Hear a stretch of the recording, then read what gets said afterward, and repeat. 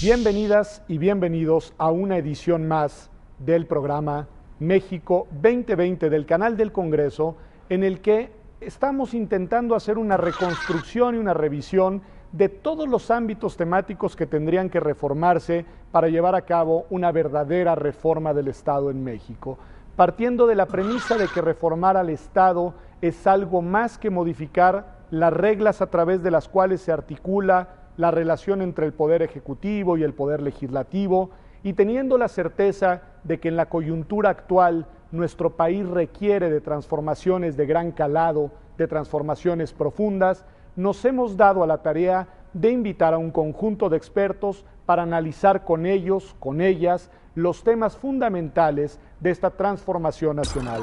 Hoy están con nosotros Ciro Murayama Rendón, profesor investigador de la Facultad de Economía de la Universidad Nacional Autónoma de México, y Pablo Larrañaga, constitucionalista, experto en Derecho Económico, profesor del Instituto Tecnológico Autónomo de México. Y nuestro tema, como se podrá imaginar, es la reforma económica, dentro de la cual una parte importante, aunque solo una parte, tiene que ver con la reforma fiscal. Comencemos, como siempre, haciendo un diagnóstico general de cómo están las cosas en el mundo, Ciro, y en México. Es decir, ¿cuál es la coyuntura actual en términos de economía, digámoslo así? Bien, el mundo ha vivido en los últimos años la recesión económica más fuerte desde la Gran Depresión que inició en 1929. Habíamos tenido ya distintos episodios de crisis en los años 70 con los problemas de los precios del petróleo que encarecieron las materias primas, afectaron la producción a lo largo del mundo, pero ahora tenemos una crisis peculiar que se caracteriza, uno, por haber surgido, su epicentro fue en Estados Unidos, la gran economía, ya no fue un contagio de economías emergentes, y además surgió del sistema financiero, el más liberalizado, digamos, el que funcionaba más de acuerdo a la teoría del libre mercado, al menos desde el punto de vista normativo. De esta manera, la crisis, que fue en principio financiera, se volvió real, económicamente real. Me refiero a que destruyó empleo, afectó la producción, y si bien ya estamos en una etapa de recuperación general, pues lo cierto es que todavía no llegamos a los índices de empleo, por ejemplo, que se tenían en 2007 antes de la crisis. En el caso de México, la crisis pegó con particular dureza por las características propias de la economía mexicana. Somos una economía muy frágil ante los embates externos, dependemos mucho de las exportaciones, y al mismo tiempo pues somos una economía con muy poca capacidad de crecer y de generar riqueza y empleo para el mercado interno. Entonces, sin duda, pues los resultados en términos económicos son malos. Además, el censo de 2010 nos dio como resultado que tenemos una población de 4 millones de mexicanos y mexicanas más de los que se esperaban en los conteos oficiales, de tal manera que el Producto Interno Bruto por habitante pues cae más de lo que se había previsto. Es decir, tenemos la necesidad de generar un volumen de ocupación, de producción, que no estamos siendo capaces de lograr, y en un momento particularmente crítico, que es que nunca en la historia nacional habíamos tenido tanta gente llegando a la edad productiva. Eso que se dio en llamar el bono demográfico lo estamos perdiendo, porque para que sea bono hay que aprovecharlo, hay que tener a la gente produciendo, generando riqueza, y no lo hemos conseguido. Entonces, sin duda, lo que se tiene que hacer desde la esfera pública, las reformas económicas para el crecimiento y la equidad, pues yo creo que están en el primer punto de la agenda del país. Pues a ver, nos pintas un escenario, digamos, sumamente complejo, es decir, crisis mundial, pero además crisis mundial asociada a una crisis de modelo, o cuando menos que anuncia una crisis de modelo si el país, digamos, líder en cierto modelo económico, en cierta manera de operar en la economía, ha sido el factor de inicio. Por el otro lado nos dices, bueno, pero hacia adentro éramos más pobres de lo que creíamos, porque ahora nos damos cuenta que en realidad somos más de los que pensábamos, y pues la economía es la que ya sabíamos que era, y tenemos una transformación demográfica fundamental en los últimos años, que viene también a colocar sobre la mesa desafíos que no pueden posponerse.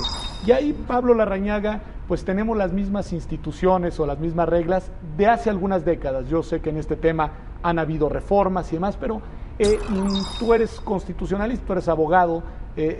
¿Cuál es, digamos, el diseño normativo con el que cuenta el país y que después discutiremos que habría de reformarse en un sentido o en el otro, pero para recibir y para hacer frente a esta situación económica que describe Ciro? Bien, creo que la primera cuestión que habría que formular, hablas hace un momento, mencionaste la idea de una crisis de modelo, pero probablemente el primer problema que tendremos que enfrentar es si efectivamente contamos con un modelo. Entonces, si el conjunto de nuestras instituciones encargadas de operar o de cobijar y recibir la actividad económica están ordenadas respecto de algún tipo de modelo. Y yo creo que precisamente la respuesta es no.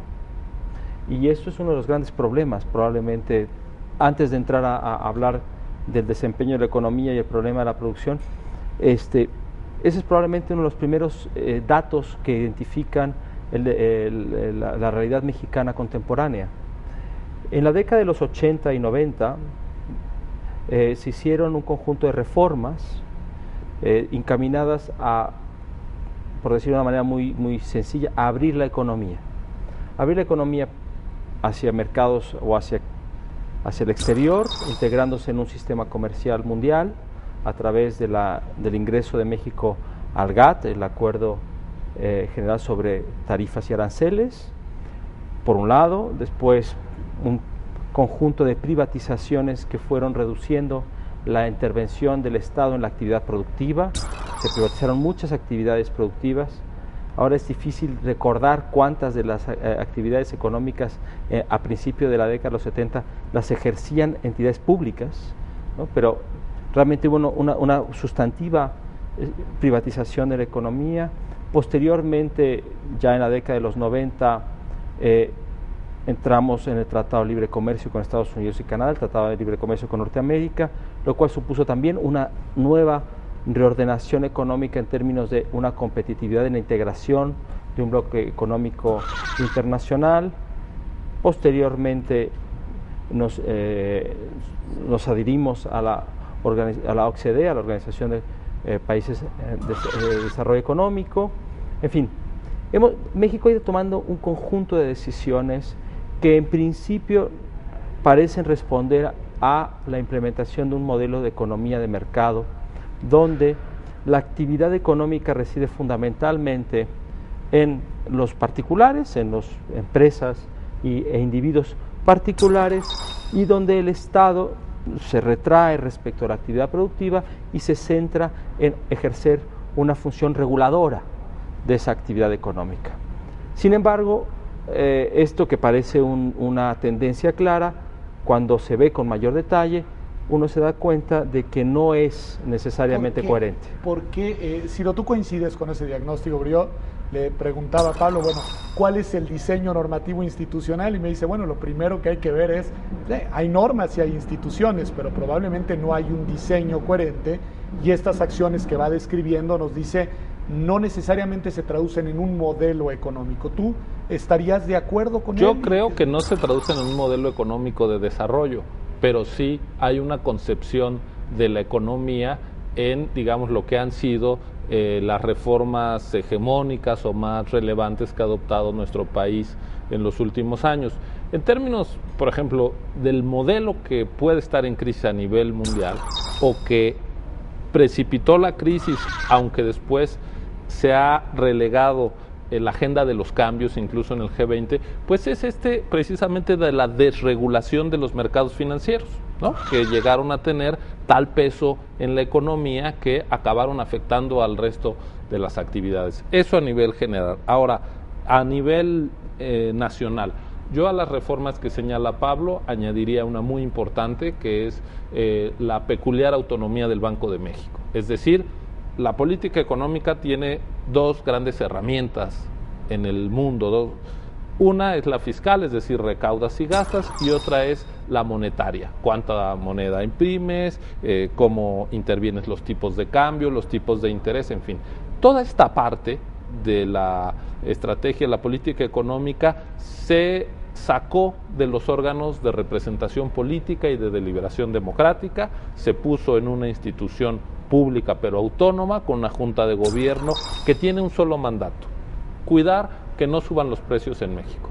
Y no se preocupa, por ejemplo, por el crecimiento y la producción, no tiene el doble mandato que sí tiene el equivalente en Estados Unidos, que es la Reserva Federal. Entonces sí tenemos ahí una institución clave para el funcionamiento de la economía, que está de espaldas por mandato constitucional de los objetivos de crecimiento. Entonces, bueno, en efecto, no hay un modelo de desarrollo, pero que hay una concepción de que lo importante en la economía es la estabilidad nominal macro, pues ahí está presente en la Constitución. Pablo, a ver, de esto que han dicho, recupero 2-3 elementos. Describes una lógica de un conjunto de reformas que dices, bueno, no necesariamente dan como resultado un diseño coherente. Ciro dice, quizás sí, pero no cuando menos si lo que queremos es colocar al desarrollo como objetivo. Pero ya desde ahora ustedes en su intervención, bueno, pues dicen algo que es, pues digamos como el ABC en esta materia, que son dos los actores o dos los sectores principales en el funcionamiento de un modelo económico, ¿no? Por un lado, los actores que generan la riqueza, tú decías, hubo una tendencia, no sé si la sigue habiendo, de retraimiento del Estado, permitiendo que sean sobre todo los actores privados los que lleven la mano en la generación de la riqueza. Y Ciro complementa con algo todavía adicional, dice, y no solo, sino que además en el diseño de la estrategia de los gobiernos, el propio Estado decidió dotar de autonomía a uno de sus brazos fundamentales, y dice Ciro, esta lógica de la autonomía del Banco Central, no sé si buena o mala, ahora lo vemos, hacia allá va mi pregunta, pero en su política de funcionamiento, además, tampoco ha abonado en el terreno de generar crecimiento. Yo te preguntaría, Pablo, ¿tú coincides en que el papel del Estado ha sido un papel que no solo por propia voluntad se ha replegado, sino también por diseño institucional ha quedado impedido para incidir de una manera más activa hoy en México en el crecimiento económico? Creo que sí, pero difícilmente, a ver, probablemente no quisiera entrar en una discusión semántica acerca de qué significa tener un modelo, si tener un modelo significa tener una guía de acción o tener una concepción de interpretación de los fenómenos de cualquiera de sus áreas. Cuando yo digo no hay un modelo, significa para ser muy sencillo, los elementos institucionales no son coherentes entre sí. Eso es lo único que quiero decir. No quiero decir que en las decisiones que se han ido tomando no haya habido algún tipo de concepción económica o de visión de la operación de la economía o de la mejor operación de economía que haya llevado a tomar ciertas decisiones. Por cierto, en el caso del Banco de México, creo que es muy importante, yo estoy de acuerdo totalmente con Ciro, efectivamente el caso del Banco de México, la autonomía constitucional del Banco de México está diseñada con un mandato muy restrictivo, pero también quizá es importante recordar que ese mandato es producto de una experiencia muy negativa respecto de la gestión del déficit público en México. Entonces, probablemente la idea de una autonomía del Banco de México respecto a la Secretaría de Hacienda, donde el Banco de México solamente tiene una función fundamentalmente de vigilar la inflación y que está, digamos, atado de manos respecto de una política económica expansiva, responde en buena medida a las experiencias negativas de otros tiempos. Pero yo creo que sería deseable pensar en una autoridad que tuviese esas dos capacidades. Pero lo que quiero decir es, el conjunto de instituciones que se han diseñado para regular la economía en México, una vez que se ha reconocido de manera relativamente consensuada que la actividad económica debe recaer fundamentalmente en los agentes privados. Digo relativamente porque tenemos todavía todo el sector energético que está sin ser alterado. La reforma de hace unos años fue una reforma cosmética, no cambió de manera sustantiva la operación de la industria en materia de todo el sector energético. Digo relativamente, esos elementos son incoherentes entre sí. que ahora regresaremos sobre eso en el siguiente bloque. Creo que por ahí empezaremos, porque además percibo que probablemente no tienen el mismo diagnóstico de cuál debería de ser el papel del Estado, y creo que es muy importante para trazar las coordenadas de una reforma. Pero lo que ya podemos decir desde ahora, me corregirán si me equivoco ahora que regresemos, es estamos en un contexto de crisis mundial que nos trasciende, que impacta de manera directa en el tema de la economía general del país y por ende en la economía de cada una de nosotras, de cada uno de nosotros. Tenemos, sí, sin duda, una ruta de transformaciones institucionales relativamente recientes en las cuales se privilegió fortalecer a los actores privados como generadores de la riqueza en el país y se replegó en algunas áreas, no en todas, la intervención estatal.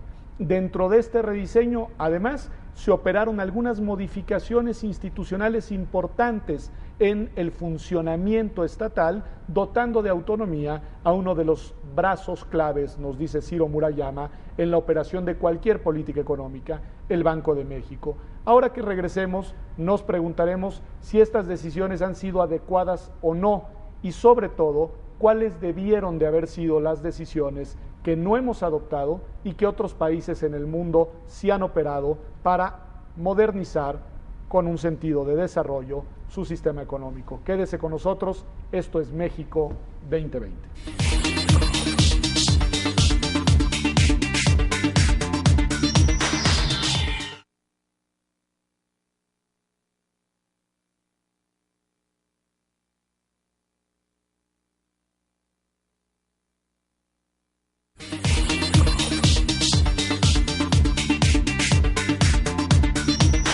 Estamos de vuelta en México 2020 discutiendo el tema de la reforma económica, de, digámoslo así, la gran transformación no solo institucional, sino con vocación social que requiere nuestro país en materia económica, nuestra economía en sentido global. Ciro Murayama, comentaban Pablo Larrañaga y tú en el primer bloque que una de las tendencias que sí podemos constatar como clara en las reformas de las últimas décadas en materia económica fue en el sentido, tuvo la orientación de replegar el papel del Estado en la economía y de dejar un mayor espacio a los actores económicos como protagonistas, digamos, de la generación de la riqueza.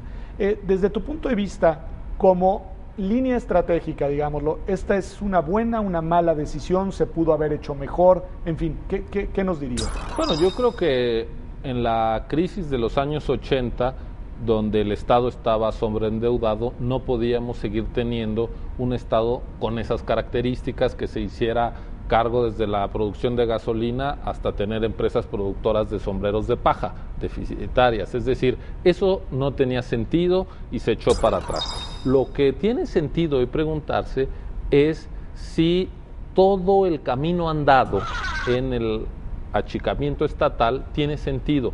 Yo tengo la impresión de que no. Y no estoy pensando en que se creen nuevas empresas públicas, aunque quizá en algunos campos estratégicos como la alimentación o las medicinas, después de lo de la crisis de la influenza, pues uno echa en falta mejores laboratorios, en fin. Pero me refiero fundamentalmente al papel de la inversión. ¿Cuál es la característica que nos ha dejado la economía mexicana después del cambio de modelo? Por usar la terminología al uso, es decir, de pasar de la protección a el modelo de economía abierta y de mercado, que yo creo que hay que preservar. Pero ¿qué es lo que hemos tenido? Un crecimiento muy raquítico, magro, es decir, la población cada vez ve con menos viabilidad la posibilidad de mejorar sus condiciones de vida y la de las generaciones que le siguen.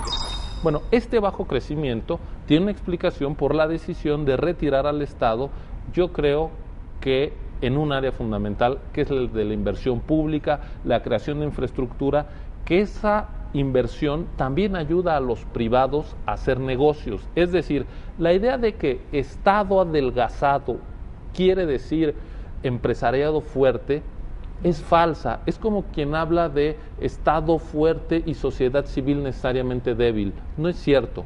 Podemos tener un Estado con buenos niveles de inversión en infraestructura, que haya buen servicio de transporte, buena educación y que además los privados hagan su papel. México debería estar teniendo un nivel de inversión por lo menos del 25% del Producto Interno Bruto. Es decir, que una cuarta parte de la riqueza que se genera se esté invirtiendo para generar nueva actividad. Estamos muy lejos de esa meta.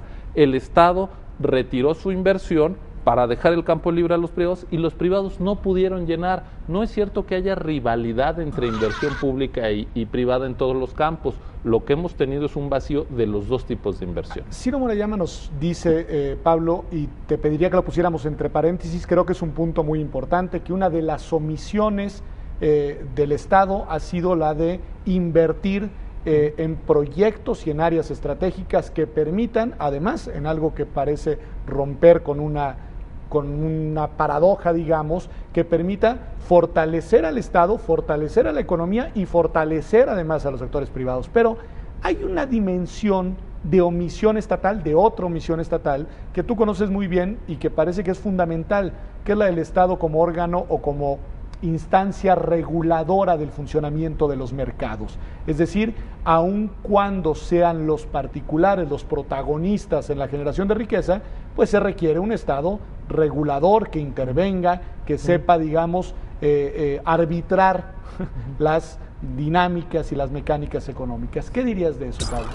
Lo que tengo que decir de esto está muy vinculado con lo que ha dicho Ciro, porque realmente, a ver, la posibilidad de un gasto en torno a una cuarta parte del Producto Interno Bruto depende evidentemente de las capacidades de recaudación del Estado, que es la capacidad del Estado de apartar una parte de la riqueza para administrarla e invertirla en proyectos que generen más riqueza y que además, mediante la generación de esta riqueza, distribuyan el bienestar. O sea, están vinculados estos dos elementos. Claro, la idea fundamental del Estado regulador parte de la noción de, para que una economía sea eficiente, los mercados tienen que ser eficientes. Un dato que parece trivial, pero que no hay que olvidar, es que las economías de mercado probablemente son los arreglos institucionales más difíciles de implementar. ¿Por qué? Por un dato muy sencillo. A la gente no le gusta competir. A la gente lo que le gusta es ganar. Competir es una situación que tiene que ser construida, forzada en la actividad económica. El Estado, una sociedad, mediante la regulación de los mercados, puede generar riqueza porque los mercados bien regulados pueden configurarse en una estructura de coordinación económica eficiente. Si no están bien regulados, no son eficientes.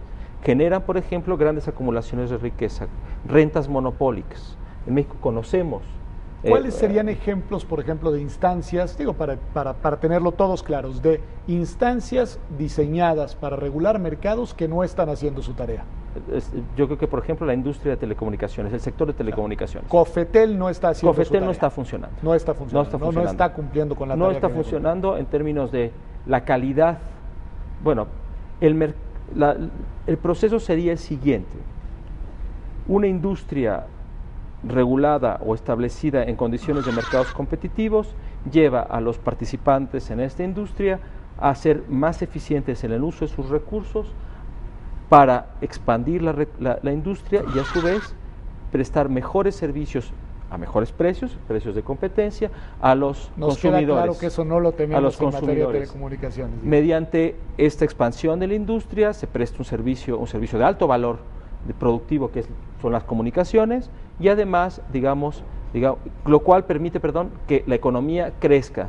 La información es en cualquier economía desarrollada un factor importantísimo de crecimiento económico.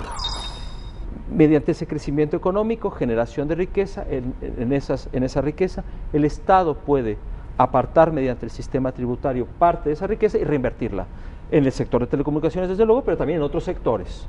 Otra área que no somos competitivos, por ejemplo, es en la construcción de infraestructura. Otra área en la que no somos, pues esto es, hay pocos agentes que participan en esta actividad y que generan una economía competitiva en el área de construcción de infraestructura.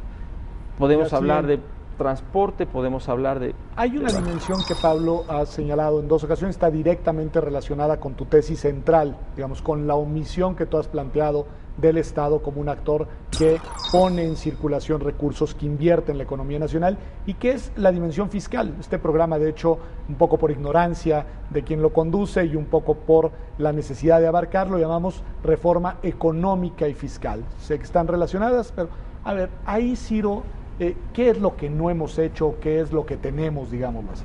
Bueno, México desde hace un siglo tiene problemas de recaudación, es decir, ese es nuestro talón de Aquiles.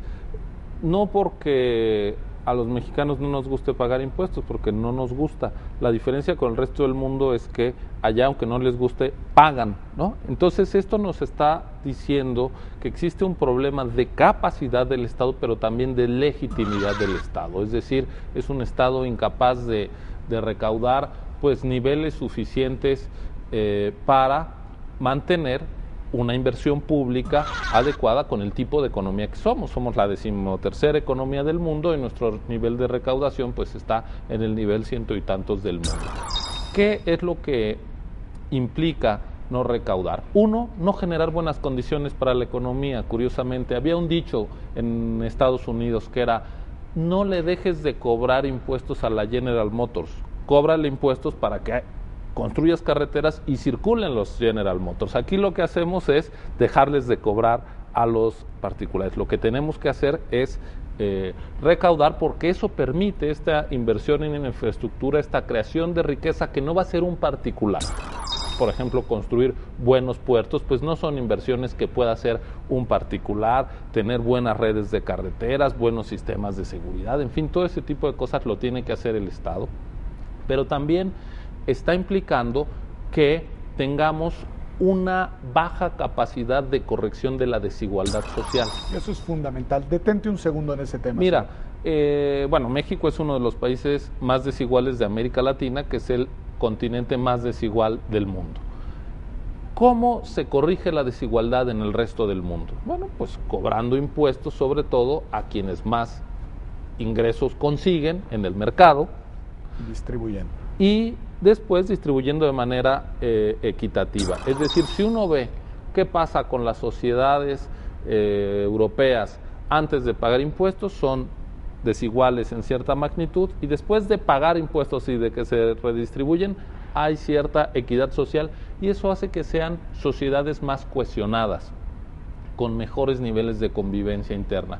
Pues nosotros no somos capaces de activar esos mecanismos porque no tenemos la capacidad de recaudar, y eso habla de una dimensión técnica, pero por supuesto de una dimensión política. Lo primero que uno ve como reacción natural en los medios de comunicación por parte de los empresarios es que todo impuesto, incluso en la izquierda mexicana, en ciertos sectores, que los impuestos necesariamente han de traducirse en daños a la población. Ahí, Pablo, pues este es el otro actor del que tenemos algo que decir, y te pediría que en estos pocos minutos de este segundo bloque nos ayudaras a diagnosticar pues cómo operan, y más bien cómo deberían de estar operando nuestros empresarios, porque me ha quedado muy claro qué es lo que el Estado debería de hacer en este modelo, permítanme decirlo de nuevo así, y cuáles son las omisiones fundamentales del Estado como ente inversor, como ente regulador y como ente recaudador responsable de la distribución.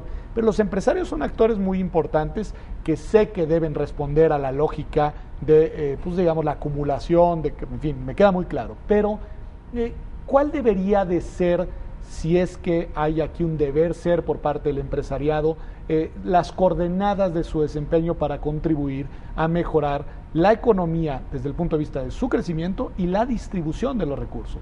Bueno, yo creo que los empresarios mexicanos son empresarios, como cualquiera, como empresarios japoneses, empresarios colombianos, son empresarios. Tienen su propósito fundamental es generar riqueza para acumularla. La cuestión es en qué entorno se mueven.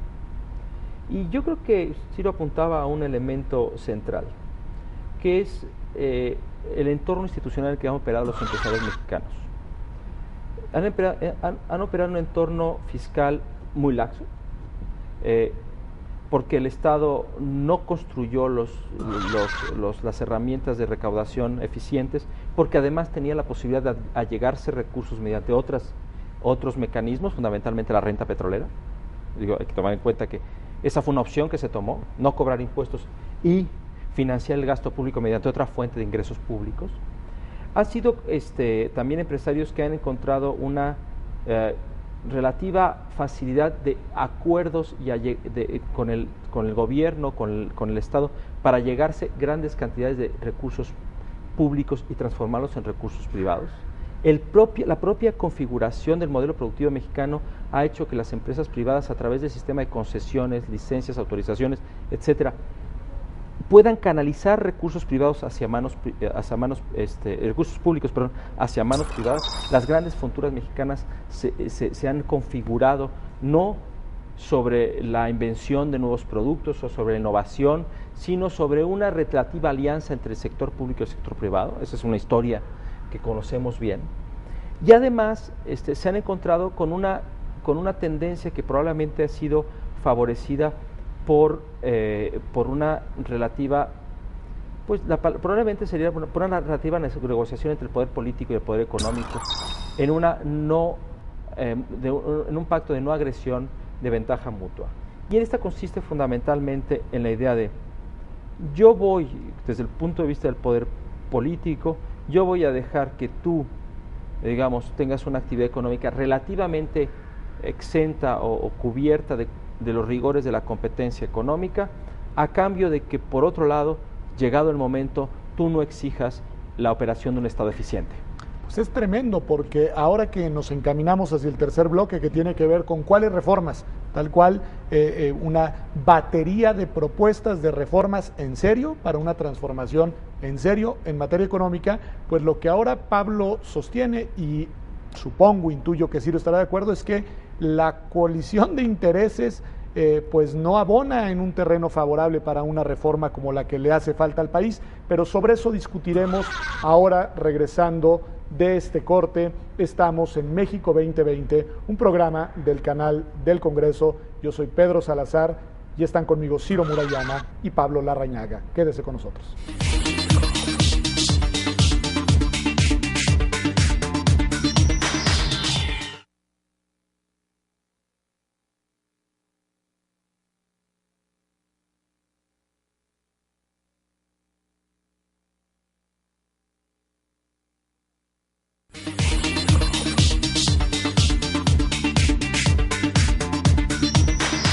Estamos de regreso para analizar, para discutir cuáles podrían ser o cuáles deberían ser algunas reformas para una verdadera reforma en el tema económico en nuestro país.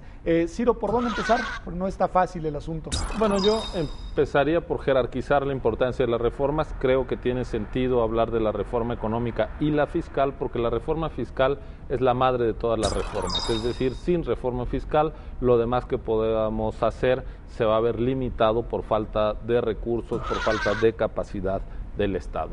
Ahora, yo sugeriría que se hiciera un esfuerzo por cambiar los términos de la discusión de la reforma fiscal, que casi siempre suele ser cómo le movemos aquí a parte del gravamen para conseguir 1 o 2 puntos más del PIB, inventamos el IETU, flotamos el IVA, y la verdad es que se vuelve una discusión un poco absurda, porque es de sube, baja, perdiendo la dimensión política fundamental.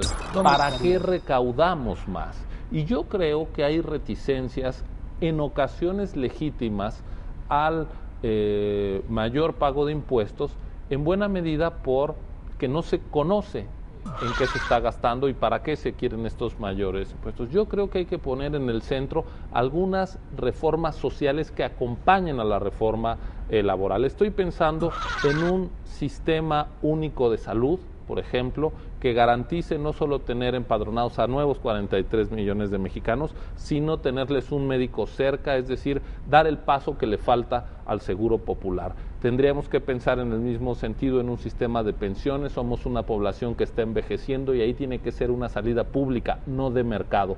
Si nosotros armamos un paquete de protección social para la mayoría, que sea muy claro, muy bien explicado, entonces creo que podemos activar la discusión que siempre se nos queda atorada de para qué y cómo recaudar más. Entonces yo invertiría los términos de la ecuación. Lo que nos dice Ciro es, no pensemos únicamente en cómo conseguimos dinero, cuánto conseguimos, sino imaginemos bien ya a dónde se va a destinar, es decir, estratégicamente resolvamos no solamente un problema de captación de recursos por parte del Estado, sino con toda claridad él apunta los dardos hacia dimensiones de problemas sociales, de seguridad social. Pero hay una dimensión muy importante que tiene que ver con el diseño de nuestro país como un Estado federal, y creo que tiene mucho que ver con la cuestión fiscal, no solo de cómo se capta, sino de cómo se gasta. Claro. ¿Cuáles serían las reformas ahí, Pablo? Bueno, es difícil apuntar, ¿no? Sería una larga serie de reformas. Pero yo diría que hay tres grandes ejes respecto de... No hay que olvidar que la recaudación está vinculada a la producción, esto es a la generación de riqueza. Cuanto más, evidentemente, cuanto más riqueza recaudas, generas más posibilidades de recaudar tienes. Entonces yo diría, el primer eje es necesario aumentar la productividad en el país. Si aceptamos que hemos decidido y que hemos tomado la decisión como país de operar en una economía abierta, es necesario eliminar una enorme cantidad de barreras a la actividad económica. Esas barreras, solemos pensar en barreras aranceleras transnacionales, por eso está el Tratado de Libre Comercio con Norteamérica, nuestra pertenencia al gas. En México inciden más en la actividad económica las barreras interestatales que las barreras transnacionales. Encuentras más dificultad en vender un producto nacional entre una entidad federativa y otra, en muchas ocasiones, que las que encuentras vender esta en Canadá o en China. Entonces, ese es un elemento. Otro elemento fundamental es vincular la recaudación al gasto. Quiero decir, nosotros no tenemos un federalismo fiscal en ningún sentido. La gran mayoría, la inmensa mayoría de los impuestos se recaudan por la federación y en buena medida, en gran medida se gastan por las entidades federativas.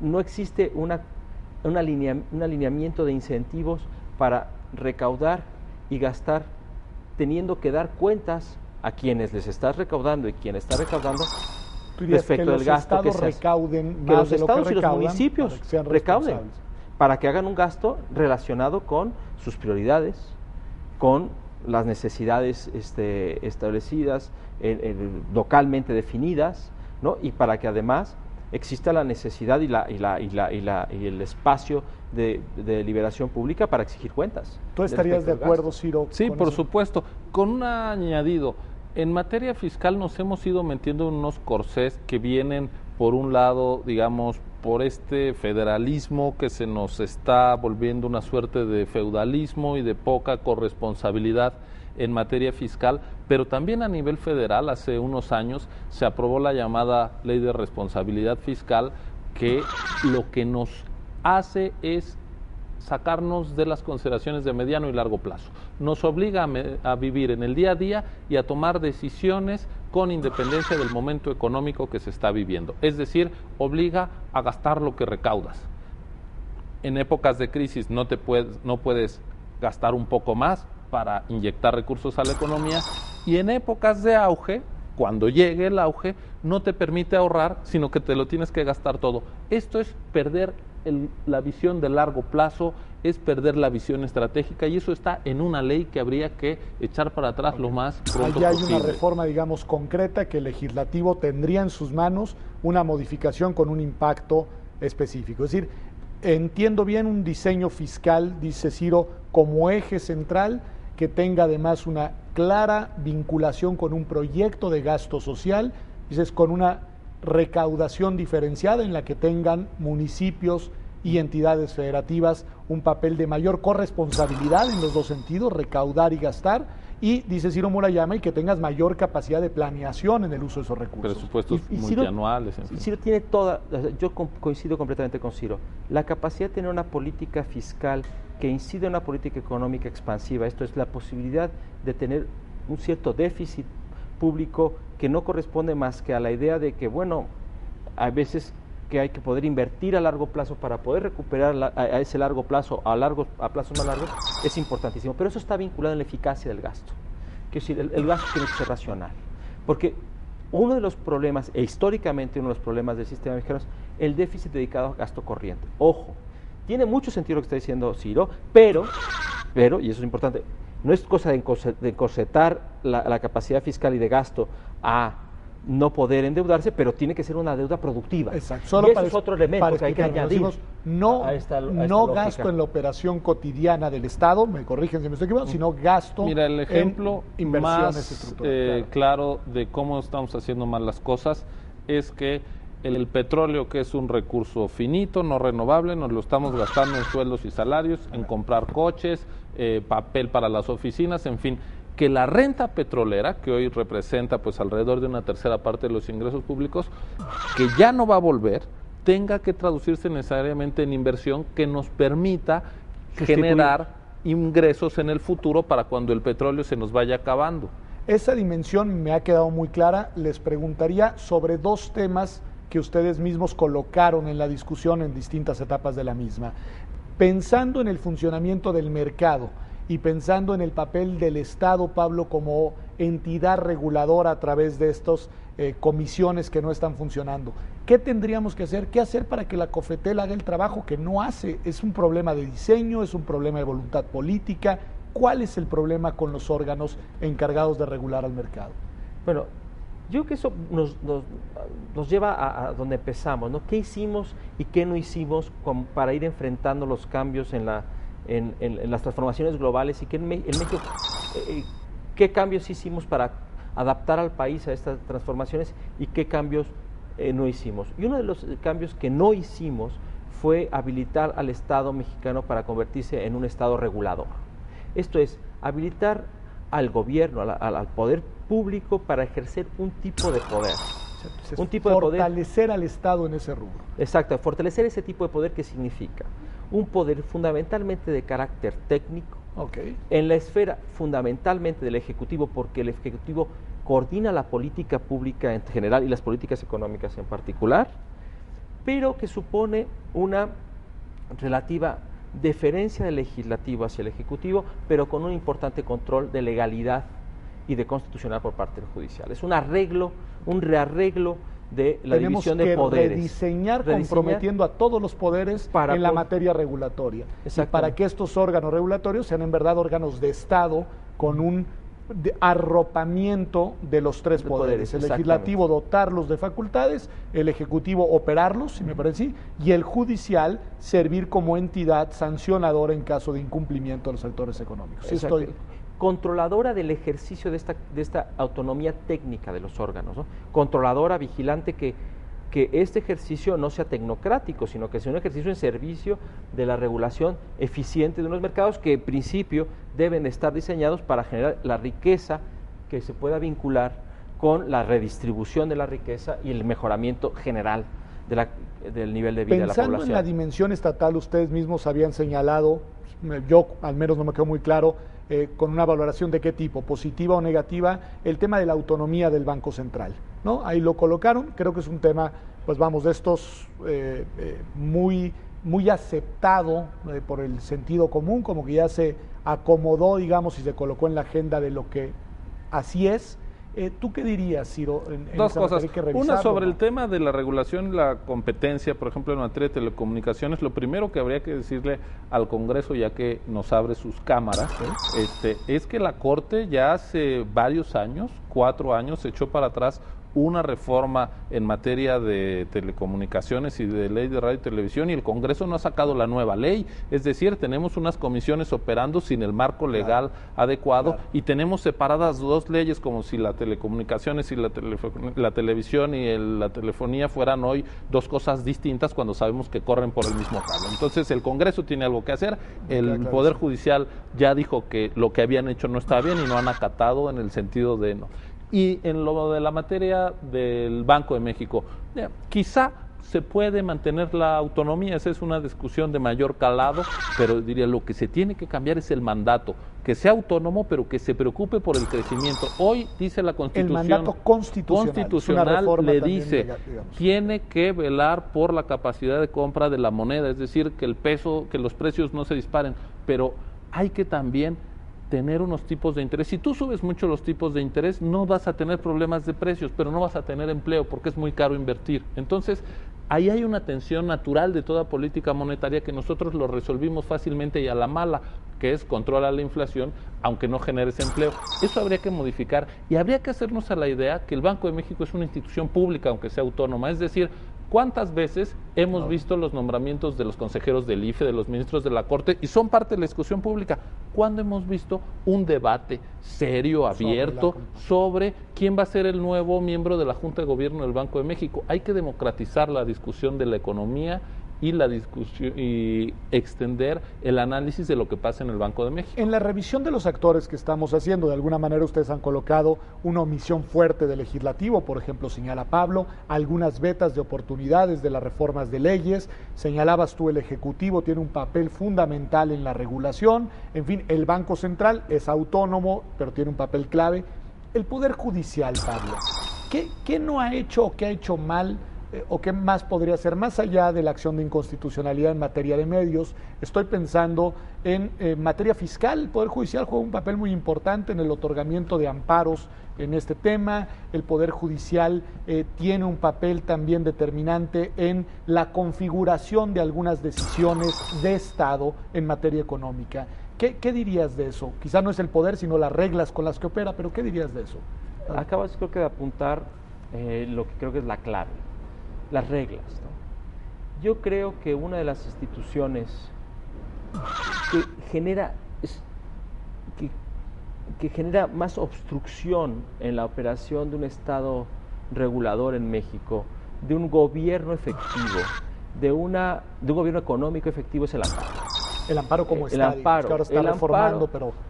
pero la reforma no alcanza. Okay. El amparo no es un instrumento de control de constitucional, ni siquiera el amparo reformado es un instrumento de control de constitucionalidad que garantice las condiciones de juego justo, parejo, para todos, en las mismas condiciones que son necesarias para poder establecer las condiciones de competencia en ningún mercado. Para ver si puedo derivar una conclusión de esto que señalas, el amparo tal como opera hoy en día contribuye, por ejemplo, a que la desigualdad estructural se siga reproduciendo. Exactamente, porque fundamentalmente en la actividad económica tenemos que darnos cuenta de que lo que prevalece son, por un lado, intereses.